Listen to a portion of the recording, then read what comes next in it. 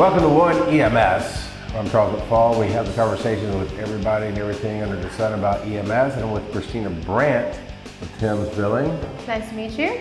And you do billing for emergency and non-emergency ambulance services here. Correct. Right. So as I talk with everybody, we get to know where you came from, how you get there. That you were working on an architect degree, which has nothing to do with being a Medicare guru. No, let's just say I ran out of college money, decided to enter the big bad world pretty young. And I went through a lot of things before I got to where I'm at right now. Gotcha. So what path did you take? Because I've been learning from you about Medicare, and we've had some really rough conversations where I just want to pull my hair out. I was like, wait a minute, you said it was this, and that's how my brain works.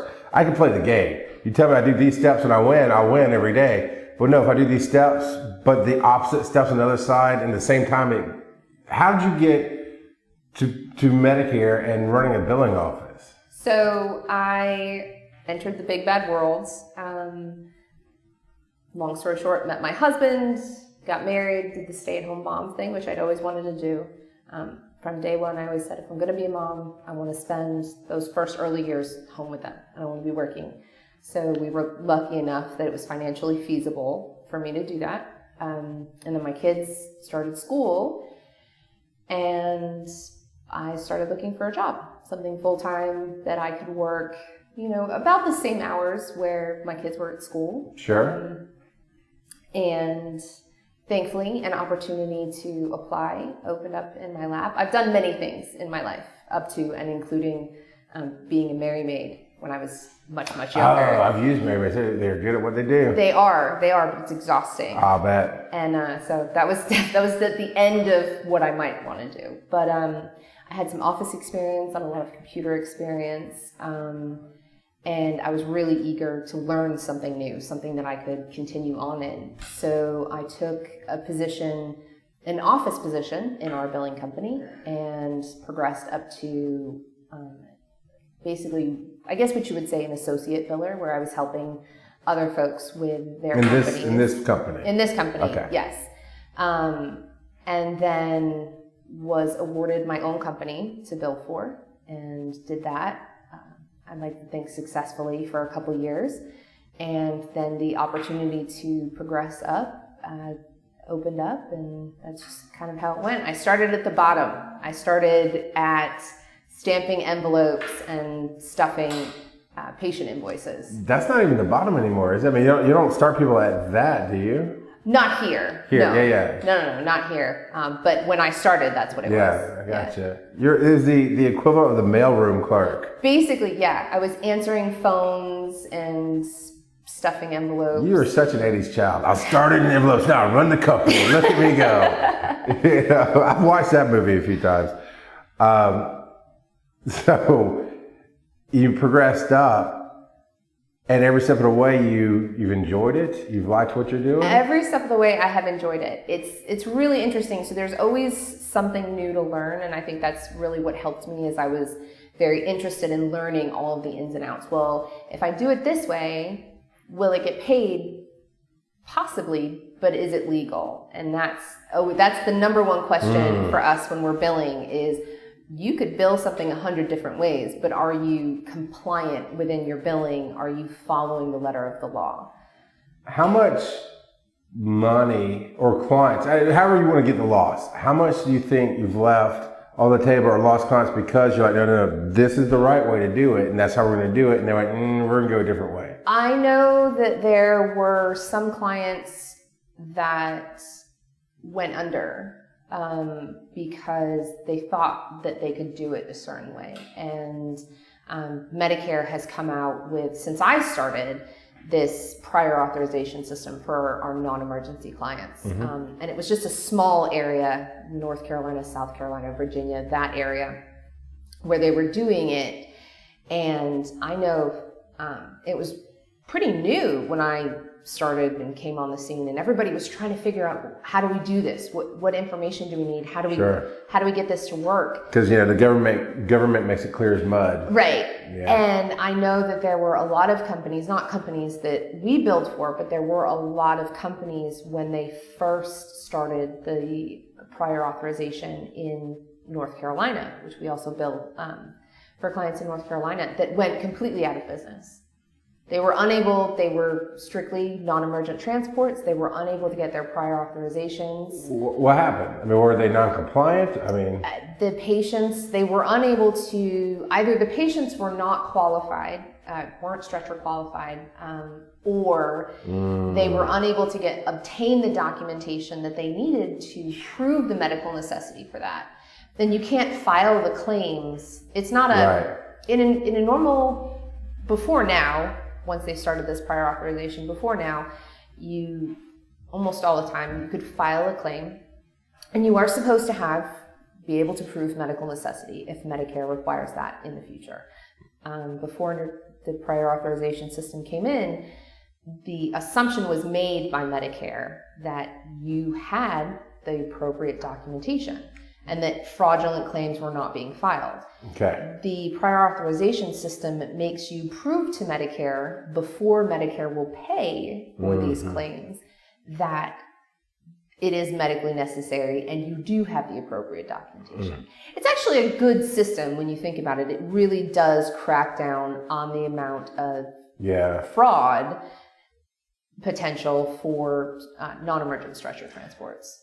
I know somebody that puts up an ambulance service, a private one that does non-emergency, gets a contract, hustles some patients, whatever, and does it for 6 months to a year. And about the time Medicare's knocking on their door, they've gathered enough money, they disappear, they file bankruptcy, or they might even get censured sometimes. They've never done jail time, but they'll get censured. They'll just shut that company down, wait 6 months, start a new company under a new name. They can still get an ambulance license. And does the same thing. I don't understand it. And it hurts our industry. It does. It hurts the people that are out there that are doing what is appropriate, what they're supposed to be doing. Yeah. You are supposed to make sure that any patient, you can transport any patient that you want to. If I stubbed my toe and there was an ambulance outside, I could ask you for a ride.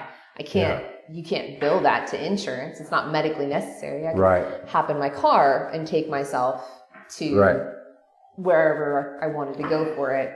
I wouldn't necessarily go to the hospital for a stubbed toe. Well, there's lots of... My wife, I met my wife when she's a registrar in the ER, and one of the stories she always tells to this day is somebody came to the window, and as a registrar, said, okay, what are you here for? They're taking basic information. They threw down their Medicare card. He goes, I got Medicare. He goes, okay, that's an insurance. Why are you at the ER? I got Medicare. And then just walked off. That was their answer. They didn't want to deal with her and answer any questions. I don't know what they were there for. The story didn't go any further, but you'd be surprised at some of the people and what they go to hospitals for. So for the EMS purposes, for those watching, I know we've got EMTs, and one of the things I've heard complained about in the field is they're telling me how to write my reports, or they're more focused on billing than they are on taking patient care. Everything needs to be taken with a grain of salt, but we're going to talk about why it's important to EMTs and how they write their reports. The second biggest complaint in the entire industry is pay, right? We don't get paid enough. We're not able to offer enough to hire good people, all these things. The majority of the money comes from Medicare, I would think. And then some of it comes from insurance, some of it comes from private pay, and sometimes if you're a county service, the county either stipends it or it just comes from taxpayer money. Correct. If it's straight run by a thing. But that comes from somewhere. Correct. And even those county services, because you don't just bill for private, right? You have a number of 911 county services under the umbrella here. Yes. Yep. So even they bill out. So it's such a nightmare. We've built a whole office now in my company to just make sure we get the paperwork right ahead of time. What does it mean to be stretcher qualified? Stretcher qualified means that you cannot be transported by other means. Either it is an emergency situation, you're short of breath, you're having cardiac problems, you're in altered mental status, there is an emergency where you need medical attention right now. You've dialed 911, and whether a private ambulance company, because that's who your county contracts with, or your county company has come out to you because you've dialed 911 and stated there's an emergency. Stretcher qualified or even just ambulance qualified means that you cannot transport by other means without putting yourself or someone else at risk. So you have someone who's altered mental status and they may injure other people and they need to be transported from one place to another, a mental patient or even possibly an inmate who has to go from the med bay at the prison to the hospital. Sure. They need to be transported, but they need to be transported while restrained. That then qualifies them for stretcher. Or you have a patient who's in cardiac distress, they need to be monitored during their transport. So that's a good question. People have asked. From our level, it's, well, if the paramedic puts on the monitor and takes it off, can an intermediate or advanced be in the back, blah, blah, blah. So to the billing side, using the prison one, I've walked into a jail where the guy's like, yeah, I got chest pains. I'm like, show me where. And he's like, yeah, here. I mean, he just didn't want to be in jail. It's obvious. Right. But technically speaking, until certain tests are run, we can't rule it out. If I put the monitor on, say everything's normal, and I just write up accurately, he complained of chest pains, you rolled out, does the monitor automatically make it an ALS call where you get paid more? Does it automatically qualify as a transport, or does Medicare still pick it apart? Medicare has the ability to pick it apart. In that case, we bill by what's documented. Sure. That's the only way we can do it. If it's not documented, it didn't happen. If you send me a ticket that says, we went to the prison, picked up the patient, took him to the hospital. That's all we did then. Okay. Legally, in terms of billing, that's all you did. Right. You could have given that guy an IV and 7 different medications, but you didn't document it, so I can't bill for it. Yeah. In terms of a patient complaining of chest pain, Medicare would consider that an emergency. We're talking about possible cardiac issues. You as a paramedic have applied the monitor and you've interpreted the monitor. Yeah. Even if it's normal, I read it and said you read it and said that it's normal. Gotcha. Per Medicare standards, that's an advance, and well, not per Medicare. Per Medicare standards, we have to bill with the state scope of practice in mind. Okay, gotcha. So in the state of Georgia, anyone can apply a cardiac monitor, but only a paramedic can interpret the cardiac monitor, correct? So that makes it an advanced life-saving skill. Because it's an advanced life-saving skill, in a situation where it was needed to determine whether there was a problem with the patient, that would then make it an advanced transport. So would it be fair to say, because some of the people, like, they're more focused on money. I remember going out to some senior citizens and their biggest, she needed to go to the hospital. I do not remember the nature of the call, either chest pain or something with the abdomen, which the stomach it can be you ate something bad, but it can be a million other things. Right. And whatever she had going on, I was convinced she needed to go to the hospital. And she was worried about paying for it because she lived on Social Security and she had to ration out her pennies to get her medicine and her little bit of food she can get. Would it be fair to say to EMTs, the better you document, like in this case, I had to assist her up because she's weak, she's a fall risk. I helped her to the stretcher, sat her down. She complained of this, unable to rule out aortic aneurysm, unable to rule out some of the bigger deals. Would that not be better patient care because you documented correctly for billing? Absolutely. Regardless of billing or just in terms of either your private company that you work for or your county, anything can then be examined later on. If for some reason that patient was just unhappy one day and decided that she wanted to file a complaint and stated that you didn't do your job. Yeah, they dropped me, they did this and that, whatever. Right. So, or they just took me to the hospital, they didn't check me for anything. They didn't do anything. Well, if you, like you just said, I ruled out all of these things, we went through all of her complaints, we did X, Y, and Z, I checked her this way, that way, and the other way. If you've documented that on your patient care report the way that it should be documented, and you've checked all your boxes and marked through everything, well, now it's not a he said, she said kind of situation because your patient signs your patient care report. That's true. You sign your patient care report, your partner signs your patient care report, and The receiving facility also usually that's not required. The patient and you and your partner's signature. For billing, it's not required. For the state, it's still required. For the state, it is a requirement. We have to have it. So all of this has been documented. You've put it all down. She signed that that's what happened. So now it's no longer a he said, she said. Right. Now it's a she said against what she originally said or what was documented when it happened. So not even from a billing standpoint, from a medical personnel standpoint, you have to document what happens. You have to put down your transport. You have to document it the way that you see it and you witness. That's a huge part of your job. Even if you're working for a volunteer service, say you work for a service that doesn't bill, you still have to record what happened because the state requires you to document and send that information in, and every state does. Yeah, and I can tell I've been subpoenaed one time, but it's not tomorrow, it's not next month, it is 5 to 7 years from the day you ran that call, and you will not, unless it was one of those burn in your brain every details, which is rare. We say there's a lot of things to remember, but in reality, it's very rare that you run a traumatic call that you will remember every detail the rest of your career and life. You won't remember in court. So what you document is what's important. I can't remember what I ate for breakfast yesterday. Yeah. And I don't eat breakfast. So what does that tell you? that tells me you need more sleep. That's what it tells me.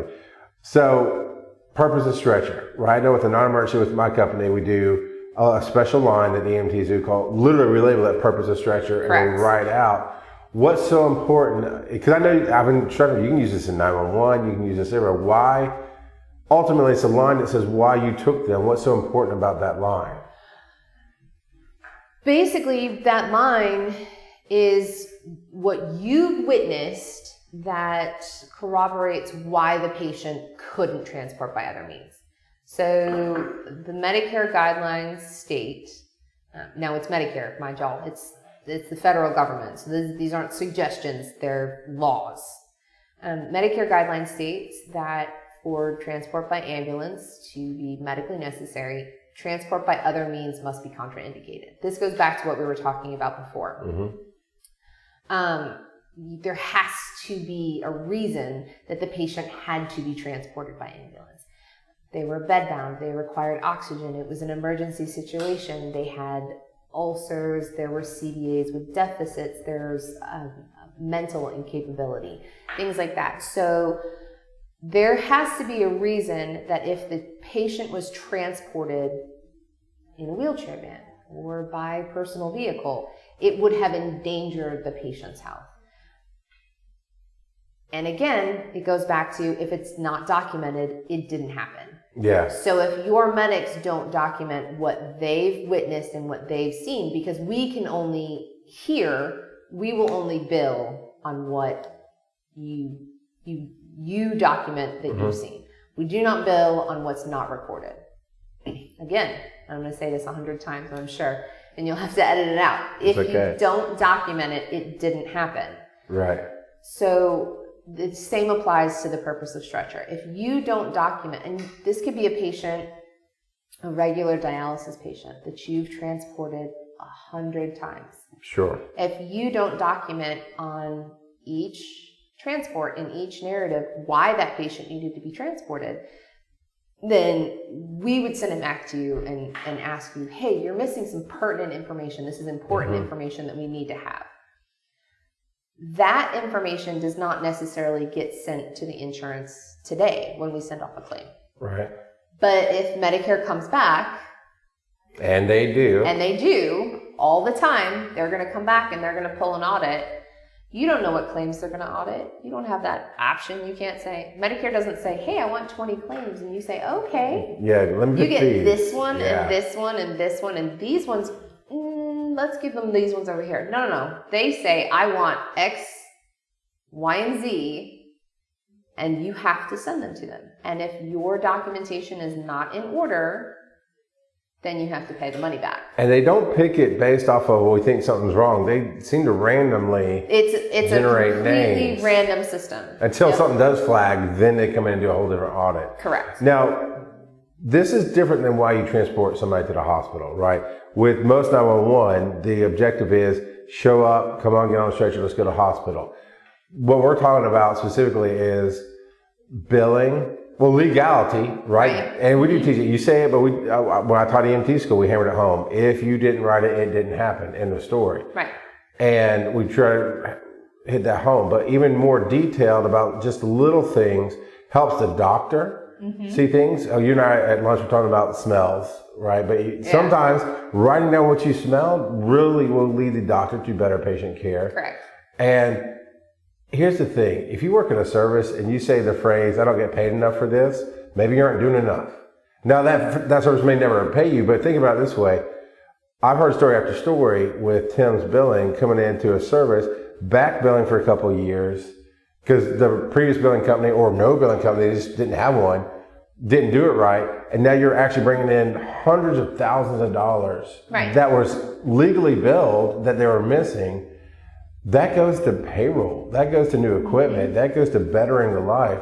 So you should, in my opinion, be focused on patient care first, good legal documentation second, and billing documentation third, making sure you get the signatures, making sure you write it right. Because if Medicare won't pay, and they won't. Yeah.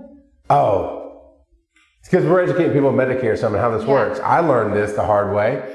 They say the Medicare minimums, right? We know that in the field. We know that Medicare controls everything, and all the insurances are based off of what Medicare does. And they're the top dog with the lowest price. So Medicare says, I think for dialysis, it's like $220 a trip. But that's not what they pay, is it? No. So for a dialysis transport, for a non-emergent transport, it's like $227. Okay, so let's go with that. So non-emergent transport is $227. Non-emergent transport is $227, and that's your hospital discharges. Sure. Nursing home to hospital, things like that. And the doctor signed off, they need to take an ambulance, all that's good. So you're going to get paid. Right. When it comes to dialysis, there's actually a reduction in what you're going so they paid the $227 for that. They don't do 20% less? So, it's always 20% less. Medicare is an 80-20 payer. So Medicare says this is what... Well, that's kind of my point. Right, yeah. Is we don't go bill that 20%, but you get told you're going to get paid $200, so you get paid $180. Right. So Medicare is an 80-20 payer. So they have their Medicare minimum. Yeah. Or I'm sorry, the maximum fee that they will pay out. This is the number in the story. And that's it. You're not getting any more than that. That's what you're getting. And you can't go after the patient for that. That's called balance billing, and it's super illegal. Especially for you sign a Medicare contract, you're a Medicare provider, you accept what Medicare pays. End of story. So Medicare says, okay, the maximum fee for this in Georgia and in North Carolina is about $227, give or take the location. Okay, but Medicare is an 80-20 payer. They say this is the maximum fee schedule, but the patient is responsible for 20% of that because that's their portion.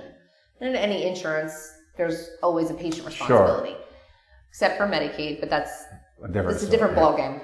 So Medicare says we're an 80-20 payer. We pay 80%. The patient is required to pay 20%. So here's your 80%. You have to go after the patient or the patient's secondary insurance for that other 20%. But you can't go after the patient. Yes, you can. Oh, you can? Yeah. For that 20%. Only for that 20%. Only for that 20% that Medicare didn't give you. But more than likely, they're not going to have it anyway. It depends on the kind of patient you're transporting. A lot of patients will have a secondary insurance, and so that will cover that 20%. Now, that brings up a point of get all the information you can get. And if they have Blue Cross Blue Shield and this card and Medicare, put all of that into the billing part of the report because you never know who's going to pay what. Right. And sometimes that Blue Cross Blue Shield will pay the extra 20% or whatever. And every last dollar matters. I mean, if you got told you're going to make $250 to work today, and then I hand you a check for $200, you're not coming back tomorrow. Right. But then there is the indigent care that we call them indigent, but they still, some of them have Medicare, some of them Medicare, but it is what it is. Right. But even then, if you're not writing why they needed you to take them to the hospital, then you're not even going to get the Medicare. Because I ran some regular patients, and we call them the frequent flyers, right? And they abused the system, but legit, this person had seizures, and they would just stop taking the seizure medication. So every call I ran on them, even though it's like, oh, this person again, it was still a legit medical call. They just did it to themselves because Right. they didn't want to be in whatever situation they were in. And if I just billed it on blah, blah, blah, I just took them to the hospital with them, we're not getting paid on that. No. And we could have legitimately got paid for whatever level it qualifies for with what we did. Right. So if you're going to run the frequent flyer, write it and get paid, and maybe you'll get a raise out of it. Right? And then you are getting paid enough for this today. Okay. So audits, right? I was always under the impression with like IRS, Medicare, anybody that audits, there's a reason, there's a red flag. That's not true with Medicare, is it? That is not true with Medicare. So in Jordan, North Carolina, we work with Palmetto GBA. That is our Medicare MAC. And for those of you who don't know what a MAC is, it's a Medicare Administrative Contractor. So Medicare, or CMS, or Centers for Medicare and Medicaid Services, they don't process the claims. Okay. It would be a huge undertaking. Just think about this. Sure. We're talking about CMS as a centralized facility, right? They make the rules, they send everything down. They don't individually process every single Medicare claim. Those are sent out to your local MACs, or Medicare Administrative Contractors. So those are companies that administer Medicare in specific areas. So like Palmetto is our one that processes it. Right. Okay, gotcha. So Palmetto GBA is our Medicare MAC. But to meet their contractual obligations with CMS, they have to prove that they're making sure that nobody is trying to skirt the system. Everything's anti-fraud. Right. It's all about being anti-fraud and not defrauding the government of money that you shouldn't have. Even though they keep, I'll leave it alone. So there's multiple different auditing entities. There are private auditing companies that contract with CMS. There is cert auditing, which you can get hit with a cert audit anytime for any reason. There are TPEs. That is error testing audits. Okay. And those can be completely random. You can be chosen for a TPE completely at random, and they'll come in, and those are actually prepayment audits. So they'll ask you to send everything in on claims before they will send you any money. They hold your money. They will hold the money. For how long? Until they have processed all of your documentation. So that could be months. It's usually about 6 weeks. Okay. Yeah. So 6 weeks of... That whole 6 weeks are holding them back, right? It can be 6 weeks from the day that you send in the paperwork. So you get a TPE audit, you run a transport, you send in the claim. Medicare will then send you a letter. You have 45 days from the date of that letter to send in your documentation. Now, if you're in compliance, it's easy. You have all of your documentation already. Right. You're not waiting on anything. You can send it back the next day. And then it can take up to 6 weeks for that claim to process through Medicare. So that's a large chunk of time if you think about it, because typically Medicare pays out every 2 weeks. So if you've got... So you're already paying behind. Right. If you've already got 20 to 40 claims on hold, that's a big chunk of money. That's a lot of money. That's thousands of dollars. Thousands of dollars that you... Now, if you're in compliance, you'll get that money. It's not that it's not going to come. Sure, it's but just still going to delayed. take 2 months before you get money that you were expecting within 2 weeks. And then Medicare does random internal audits all the time. Did we pay things incorrectly? Did we accidentally pay you twice? Did you get paid for this code that you shouldn't have gotten paid unless it went with this other code?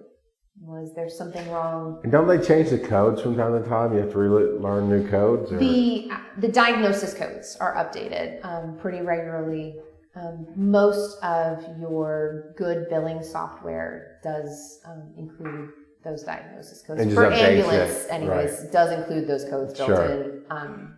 So I know we went through a small audit since I took over, and it was 20 patients. And it was still, because we were in that process of getting better about paperwork. And it wasn't from when I took over and patients we'd already built up paperwork on. It was from 2 years prior. Right. Is what most of the calls came from. Right. And we had to go find the paperwork, and it wasn't kept. And we passed that audit with flying colors. It went really well, but that was still in shambles, and it's still stressful. And it's very stressful. It took us weeks to put together all the paperwork. And I'm guessing Mm-hmm. those 20 calls were on hold until they cleared it and then wrote us the checks. No. No, that's from 2 years ago. So this is a prior audit. So we had already been paid. We'd already been paid for those claims. But if we had failed any of those claims for any reason, then Medicare comes back and takes that money.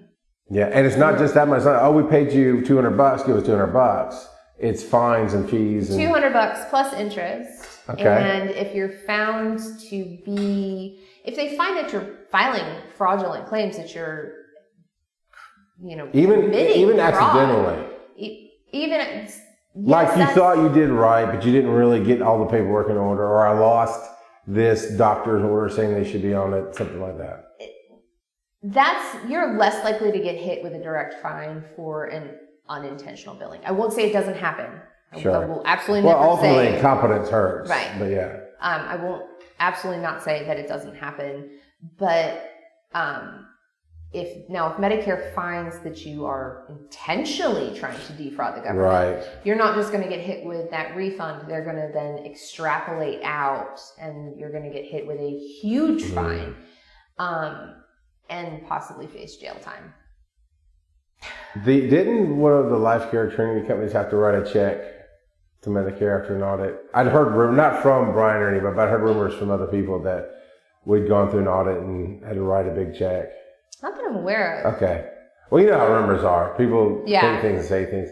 Because I know that's been the biggest thing Brian's always wanted to do was keep it straight and safe. And that's what I'm always harping on my EMTs. Like, no, you have to hit the assessments. You have to hit these things. Mm-hmm. You have to have this individualized purpose of stretcher, because, correct me if I'm wrong, if Medicare pulls a reasonable audit, like they have a reason, and they start really looking at it and they see the same purpose of stretcher for every single patient in that audit, that's going to be a big red flag. That is going to be a huge red flag. Yeah. That means you did not do your job as an EMT. Right. You didn't actually, this looks like fraud because you just copied hemodynamically unstable, core physical weakness, right, blah, blah, blah. And if you don't have anything to, now you may have, if you have 5 patients and that is the problem with those patients, you have your medical documentation to back it up. All of your patients are hemodynamically unstable. But you can, even between you and me, we're probably both drinking water. But look, I got this cup, you have that cup. You can find individualistic things for each person is what my point is. Absolutely.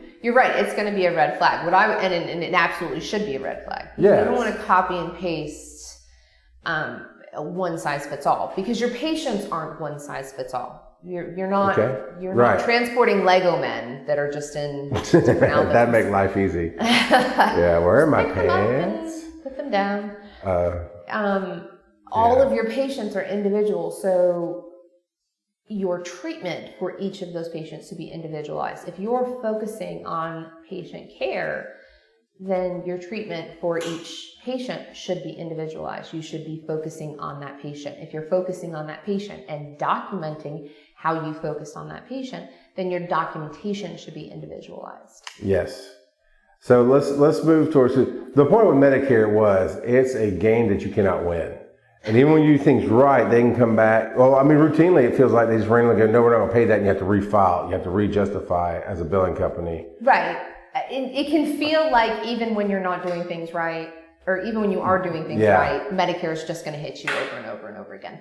Yeah. The thing to remember is that if you are doing everything right and you are filing, following compliance, and you are following the letter of the law, and you are doing everything to the best of your ability, then it shouldn't have to be a concern. Yeah. If you are making sure, and we are a billing company, we are responsible for what we do in the billing office, and I am responsible for what my billers do on the back end.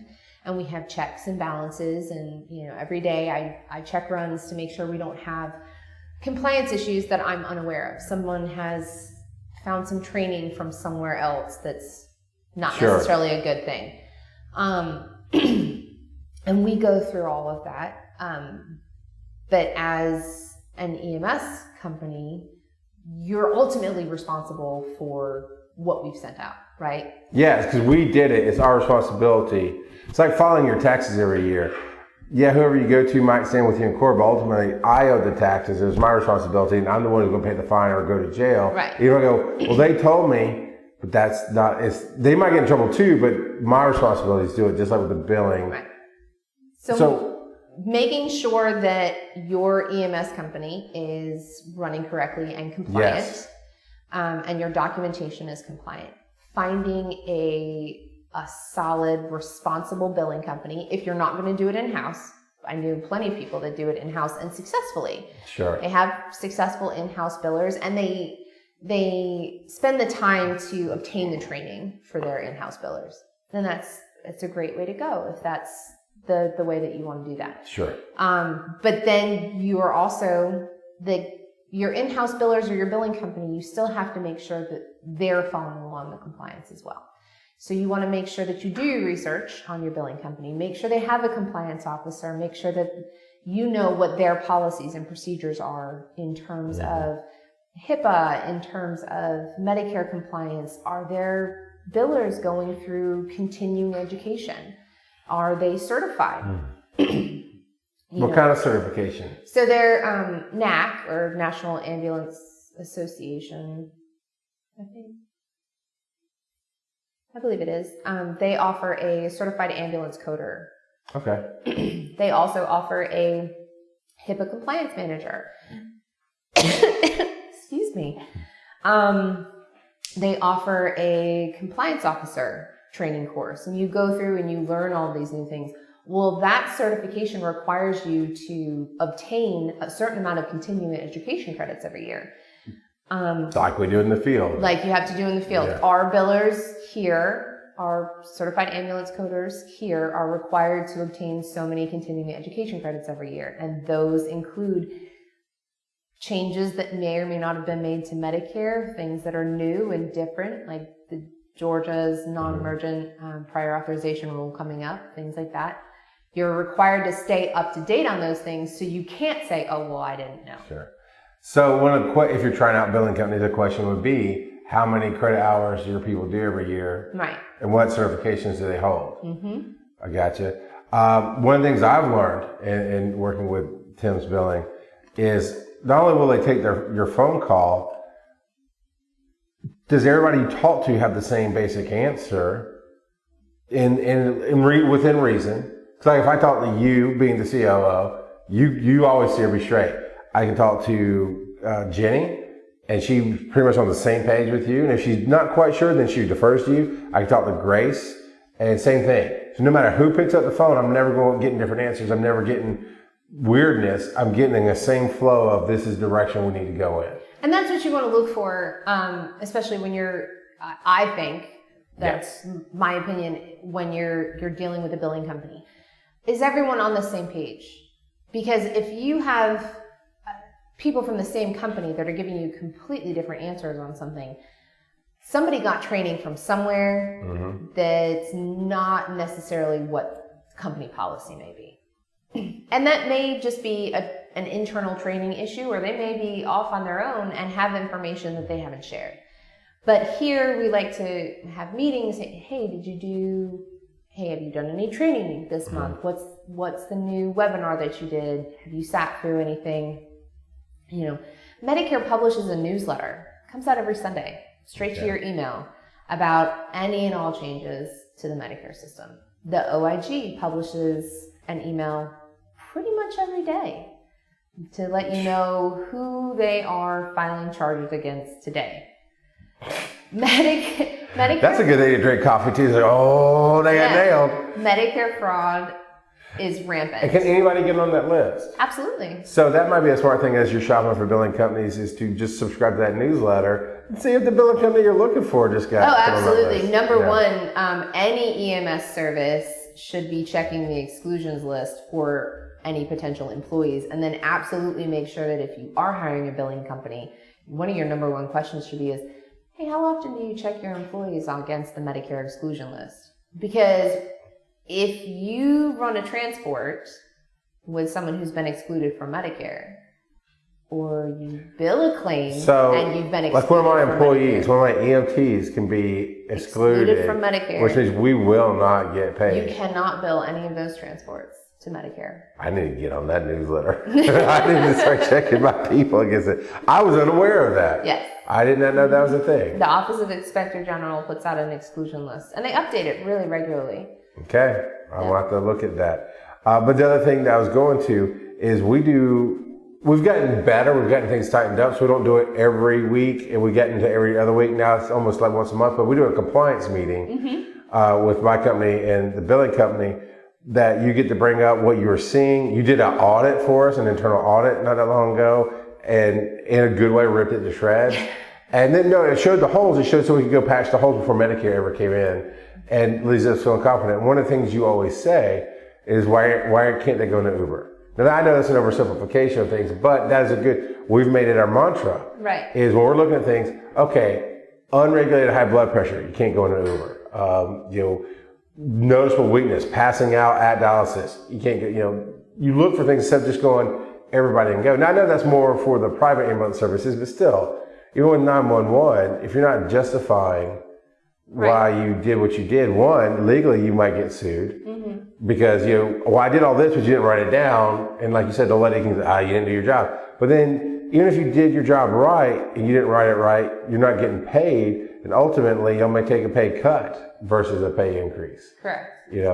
But doing those meetings, Jenny has gone through the training that you all have given us on, I don't understand this, I don't understand that. That's what I think you should look for in any company you work with is not trust us, we got you. Because look, in EMS, we don't trust.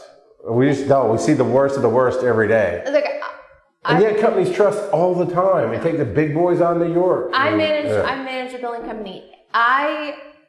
Please, any day of any of these companies that we bill for, and I'm happy to bill for them. I love all the companies that we have. We work with some really great people. We work with you guys. We work with some really great county people. And I've met all of our directors. I've met a lot of our EMTs. I enjoy going out, and I enjoy what we do. If I didn't like it, I wouldn't have stayed for so long, right? I wouldn't have kept moving up. But I invite any of our clients to come in and say, hey, how does this work?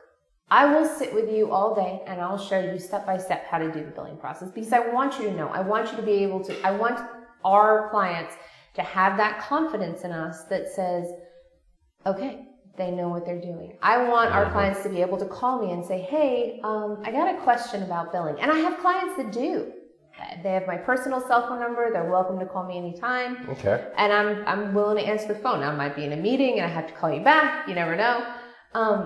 But I welcome our directors, our owners to come in and say, hey, why did you bill this way? And I'll tell you. And if you still have questions, I'll find you the regulation, because our number one goal here is to be as compliant as we possibly can.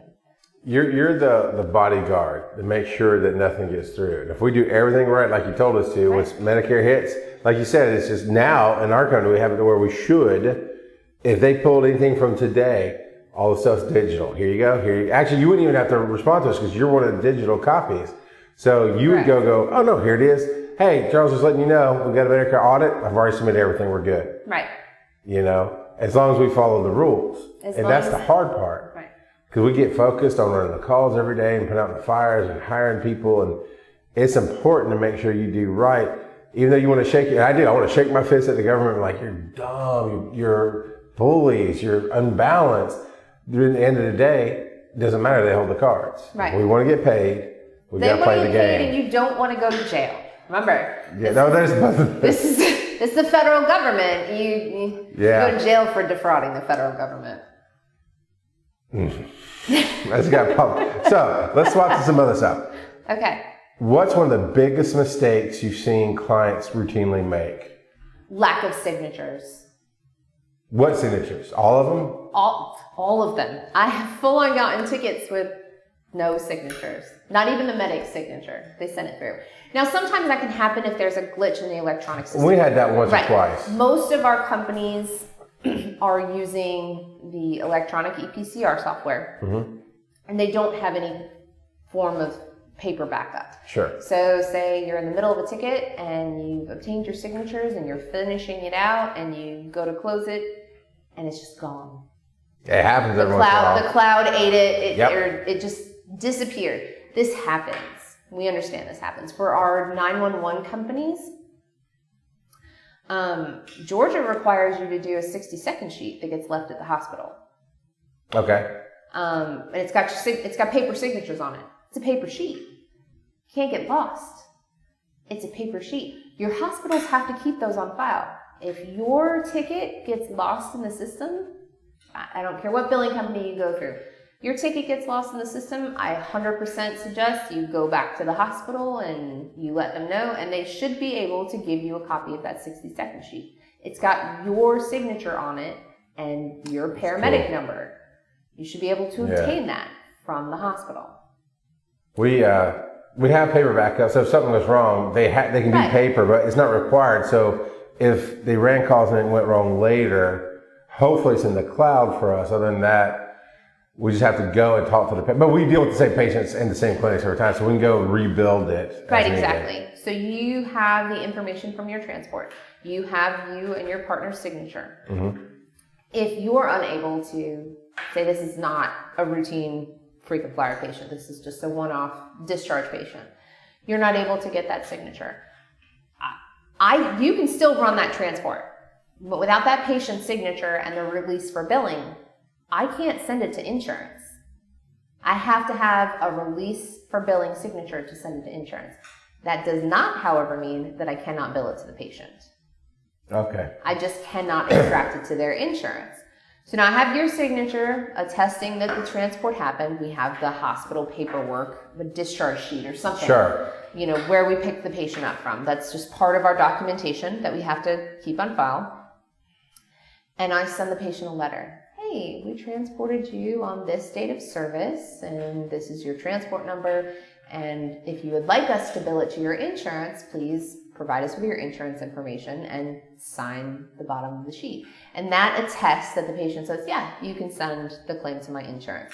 Again, it's a possibility. We're able to do that. There are a couple other workarounds, but that's the number one. Medicare, your insurance companies, they want the patient's signature or the patient's representative. It's a minor or someone who's mentally incapable. You understand? They want that signature. Legal signatures. Yeah.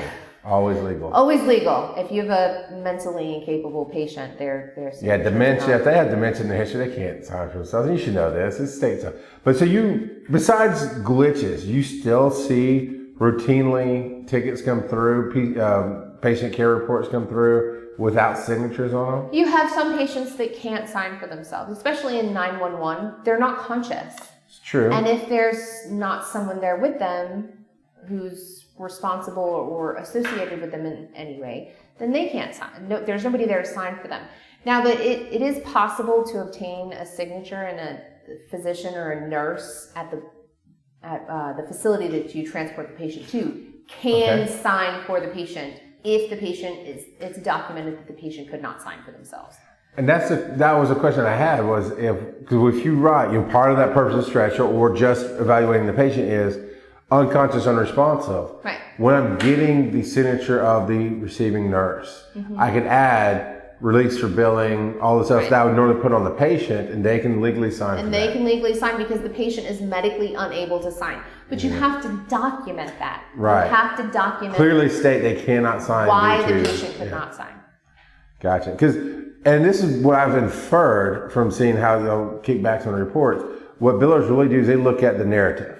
We do. Right. Yep. Do you have not that you should have to go through, but do you have the ability to go through the whole thing? We do, yep. Okay. We have the ability to pull up the entire transport ticket, and we do, because there are some things that don't come through on our billing software. Obviously, the narrative always comes through. But I always stress that you want to put the information in your narrative, in the typed portion of your narrative that you as a medic writes out. Because Medicare knows that we're all using electronic systems now. They encourage it. They encourage it. They want everything to be electronic. But they also know that those electronic systems, they just include a bunch of drop-down boxes. They do. And I don't know about anybody else, but I fat finger things all the time. Yep. We took steps at our company to stop some of that because our dialysis patients were somehow going by a helicopter to it because right next to ground transport was air transport and people were hitting the wrong button. Right. And so that happens all the time, and Medicare knows that happens all the time. So if you have something in the clicked portion of your report and it is contradicted by what is in your narrative, the typed narrative that you have signed off, that you typed this out, because that's part of signing off on transport, they're going to take what's in your narrative above everything else. Okay. That's why. So one of the routine things we used to have to fix was the patient would have an address of like 160 Smith Street, and the narrative would have 106 Smith Street. And one of the billing things that gets back to, hey, fix the address. And we'd fix it and send it back and get kicked back in, hey, fix the address. And I would go back in as the CEO manager and look at why is this getting kicked back and realize they fixed it in the drop-down box. They did not go redo the narrative. Correct. So the wrong address was still in the narrative. And that's where like, oh, okay, you guys are really focused on the narrative. And that tells me why. Right. Because the narrative is king above all. King above all. And that is because your narrative is you typing out. It's not you picking a box. Essentially, it's your sworn statement. It's a legal sworn statement. And if it's wrong, then we bill That's it out. on you, man. Yeah. So what's the worst audit you've been through? I've been through two really bad audits. Way back in my younger years, I went through a prepaid Medicaid audit. Okay. So if you go through a prepaid Medicare audit, a TPE like we were talked about, Medicare gives you 45 days to send in all your documentation, right? They say, you have 45 days because you should have it, but maybe you don't. Medicaid gives you 7 days. 1 week. 1 week. 7 business days or 1 week? 1 week. Wow. All right. 1 week. So Medicaid pays out every week. Okay. In Georgia and North Carolina. So take this week, for example. Every claim we send out by end of day Friday will get processed through their computer system this weekend and paid out on next week's check. Okay. Now, if you go through a prepaid audit with Medicaid, every claim that we send in this week gets stopped. A letter gets printed out. It gets mailed, certified mail, to your facility for every single claim that you filed. Okay? And we're a smaller company. We're doing hundreds of calls. Every single claim that you filed within that 7-day period, or within that 5 day, because we work on business days. Sure. That 5-day period, every single claim gets a letter. That letter gets mailed certified. Well, usually a stack in one big envelope. Bulk mail, whatever. Yeah. Certified. And you get a whole stack of them. And it usually comes in about Wednesday. You give 2 days. So it goes out Monday, comes in Wednesday. You have 7 days from the day you sign that certified mail card. So that you received it. Okay. That you received that certified mail. You have 7 days to upload all of your documentation to Medicaid. Or what? Or the claim is automatically denied. No recourse. No recourse. And if you do not pass your prepay audit, you have 3 months to pass. Just 3 months. You have to get above a 70% rating. And if you do not pass, you will lose your Medicaid license. Wow. Now before we wrap it up here, speaking of all the Medicaid, I know with the private industry, with 911, we do what we can, right? We'll take whatever payments. And going back to that story of the old lady worried about it, as a medical, I told her, like, look, don't worry about it. If nothing else, you can work with any hospital, any collections agency, and tell them to go away because you can prove that you only have so much money. Right. But if you don't take care of your health, you're not going to be here to fight them.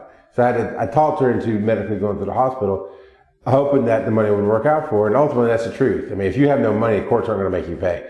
That's a different thing. It's indigent, right? Moving into private, we're like, we need Medicare or higher, but that's not exactly true. You can actually pre-authorize Medicaid patients for dialysis or other transports. Yep, you can. And my understanding of the process is I just send it to your office and you guys take care of it for me. How does that work? So, and a lot of billing companies don't know this, and I didn't know this when I started. We all just assumed that non-emergent transports weren't payable. Right, because Medicaid has the van that comes by and you have 3 hours, they'll pick you up and blah, blah, blah. Yeah, some mess. You have to go onto the Medicaid portal and apply for a prior authorization, and this applies to Medicaid and all Medicaid CMOs in the state of Georgia. Apply for a prior authorization, and you have to send in all of your documentation. So it works the same as, a prepay audit. We have to send in all of the documentation that it was medically necessary before we can bill for the transport. But it has to be sent in within 30 days of the transport. We call it a prior authorization, but in billing, we don't know a transport's happened until you send it to us. Sure. And it could be 5 days ago. I have no idea that this transport has happened. Not necessarily in the case of your dialysis patients. Right, we but know for those are 911 going. and those kind of things, yeah. Right.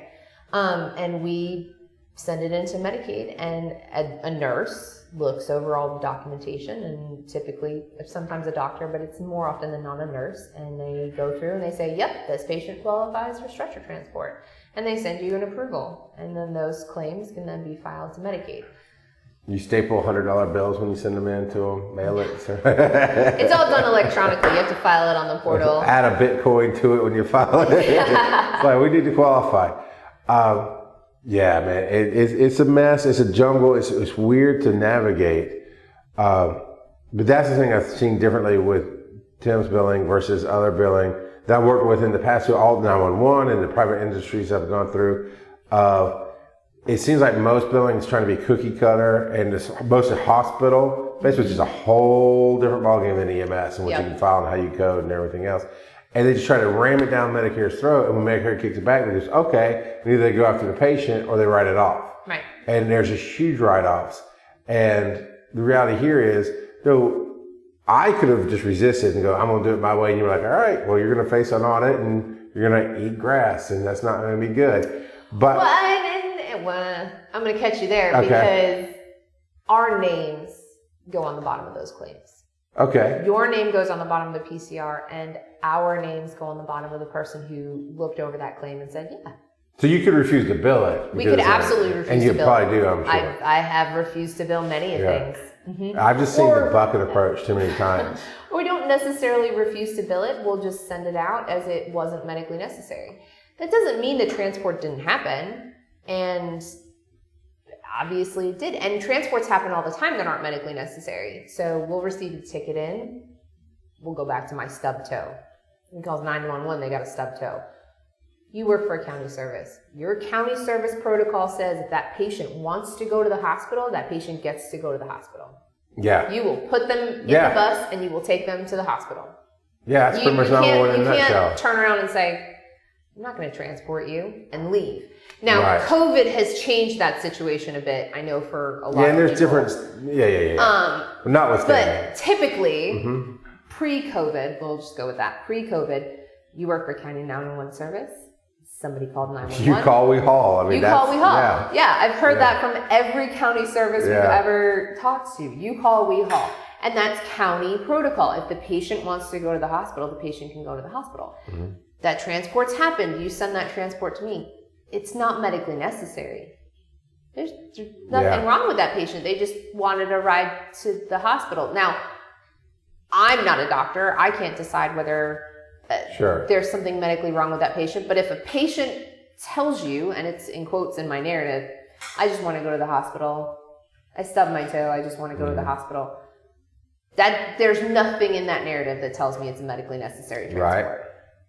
I'm going to send it to your insurance, because if I don't, you're going to call me and say, I have insurance.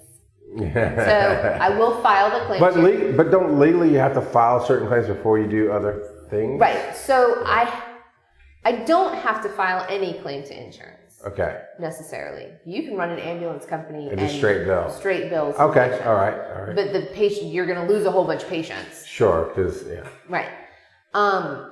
Now, if a patient calls and tells me they absolutely want me to send something to their insurance, that's a bit of a gray area, if that makes sense. Sure. So I'm going to send that claim to your insurance, because if I don't send it to your insurance, they're going to call me and say, I have insurance. I want this billed to my insurance. Please bill this to my insurance. Yes, ma'am. Yeah, they're so nice about it, I'm sure. We deal with some wonderful patients. They're all wonderful. So we send it to the insurance so that it's on file with their insurance. That gives them the ability to appeal the decision with their insurance on their own. If I don't file a claim to Medicare, the patient loses their right to an appeal. So I file the claim to Medicare, but see, there's a little divot I know the claim's not medically necessary. I can't file it to Medicare for payment because it's not a medically necessary claim. Okay. If I file it to Medicare for payment, that's technically a fraudulent claim. Mm-hmm. Medicare gives us the option to file claims to them, so the claim will be on file, with an additional modifier. It's just a little alphabetic code that we can put on the claim. And that code tells Medicare, hey, I don't want you to pay this. I know this is not payable. I know this is not medically necessary. We are clearly not committing fraud. I am not sending this to you because I want you to send me payment. I am sending this to you solely so that you have it on file. And then when Medicare denies, I send the claim to the payment, or I send the claim to the patient. Sure. But it's on file. I file it with your insurance. It's not medically necessary. You as the patient then have the right to appeal that decision with Medicare. You might have additional information that I don't have. You may have gone to the hospital, 911, with a stubbed toe, gotten there. Mm-hmm. The hospital realized you had a blood clot and appendicitis. Sure. You could have been dead in 10 minutes. Right. And EMS saved your life by rushing you to the hospital. I don't have that information. So I can only bill on the information I have, which is that right. the EMTs got there and you said you wanted to go to the hospital for a stubbed toe. So, but I have filed the claim to your insurance. So if you have more documentation that I don't have, you can then appeal to your insurance and they'll pay the claim. Gotcha. So even if a claim is not medically necessary, we send it out to insurance with the additional modifier, and then those claims are billed to the patient. I gotcha. So there's so much more. You know what I haven't done yet, but what we'll do here is I'd like to get questions. If you have billing questions, things that weren't answered, or just want more information, hit me up, info@oneems.com. I'll compile a list. We'll do an interview part 2 where I'll say, okay, they're asking these questions and we can give advice and those kind of things. But the 4 questions that you've heard that end on, we'll just hit you with it. What do you love about what you do with the billing in EMS? There's always something new to learn. There's always some new rule coming out from Medicare. There's always, I never have a boring day at the office, ever. There's always something interesting going on, and it's kind of that, I hate to say it this way, it's the car accident rubbernecking effect. Mm-hmm. I love coming into work because something new and interesting is going to happen. The voyeurism, you're kind of reading like, oh, I didn't run that call, but man, that was a crazy call. Yes. Yeah. Right. And so we kind of get that from the best end. We get to see all of these interesting calls. And I've learned all kinds of new medical information that I did not know before I started. Some of you didn't need to know, did you? Oh, a lot of things I did not need to know. A lot of things. And the best advice I give to any new biller here is Google what words mean. Don't look at the images. Don't look at no, yeah. No. Yeah. That could be a bad day for you if you're not ready. Traumatizing if you're not ready for it. Yeah. But I love the people that we work with. I really do. I've found that EMTs and paramedics and our medical directors and just the people that I get to interact with on a daily basis are some of the best people I have ever met. And I keep in contact with, EMTs that we've worked with in the past that we don't work with anymore. I'm always happy to hear from any of our clients because they're just very down home, very sincere, very caring and compassionate people. And that's why they do what they do. Right. And to be able to say, I help them do what they do, because I'm not, I do not handle other people's bodily fluids well. I don't. I'm amazed that I made it through my children's baby stages.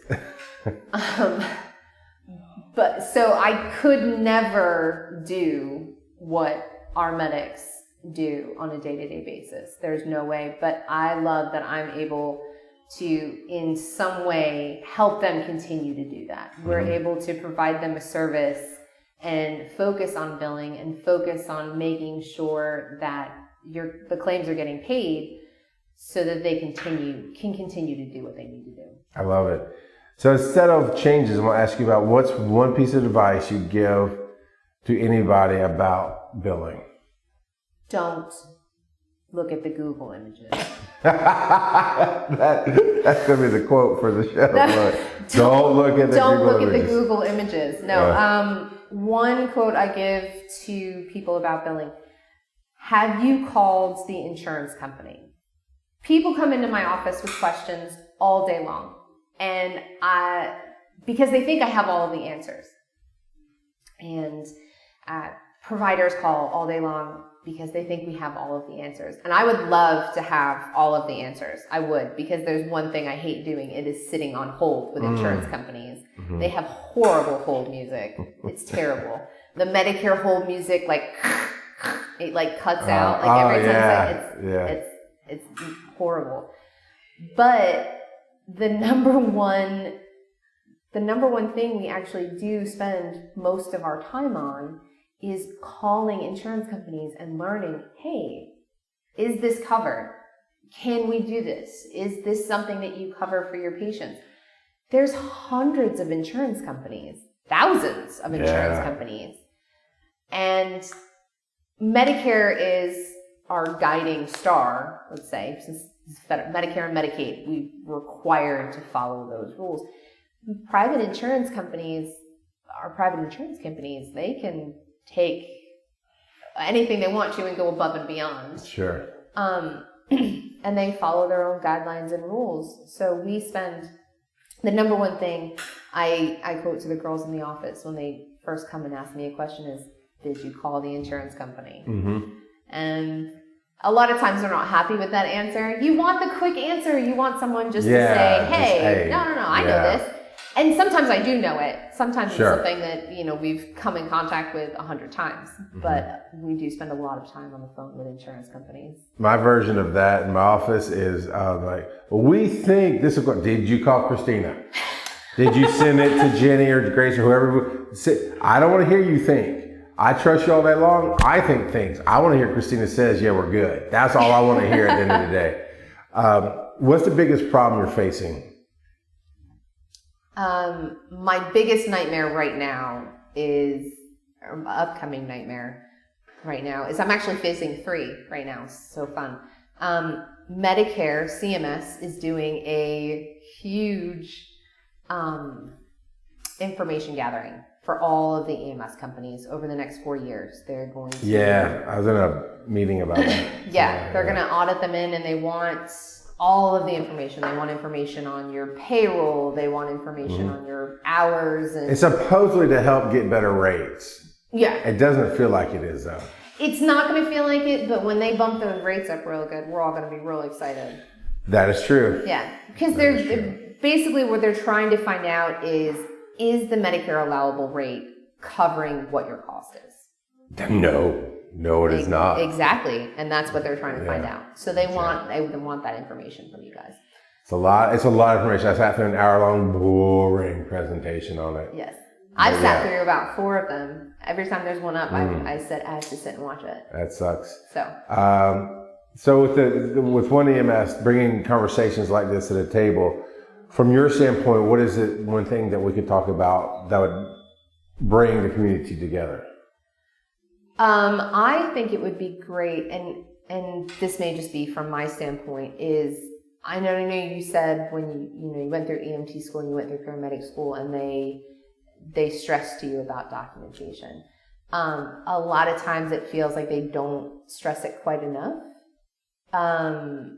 But then that's just us, because we're not in the field with you guys. Sure. All we have to go on is that documentation. That's it. That's the only thing you have. That's no it. Background understanding. No, I've been in the field 20 years. I know what you mean. It's you got what's written and that's it. Well, it doesn't matter. We've had paramedics in the past who've worked as billers for us, and they've worked as certified billers for us. They've gone on to get their coding certification, and they've gone through all of the training, and they're a paramedic or an EMT, and they read a call and they say, well, I'm sure this patient got an IV, and I'm sure this patient got they put the cardiac monitor on them, and I'm sure X, Y, and Z happened, because that would be standard protocol across the board. I mean, everybody knows that from the basic EMT down to a paramedic, but it's not documented. So now I have someone who knows, they come from your side, they know what should have happened. Yeah. It's not documented. They're like, well, can I code for it? Like, I know it happened. It's just standard procedure. It's not a valid transport if X, Y, and Z didn't happen. No, you cannot bill for that. You absolutely can't. You have to bill by what is documented. Whew, that's a lot. That's a lot. But thank you for letting us take your time today. Yeah, I'm so sorry. We went way over. Hey, you know what? It's a lot of good talking here. Christina, Brant, TEMS Billing, TEMS, Is how you do it. TEMS Billing. Yep, Trinity EMS Consulting Services, or yeah. TEMS Billing and Consulting. Yeah, so you can find out more. Conversations like this bring us together as a community. Understanding more of everything is what we really need at the end of the day. Because when it all comes down to it, we are one EMS.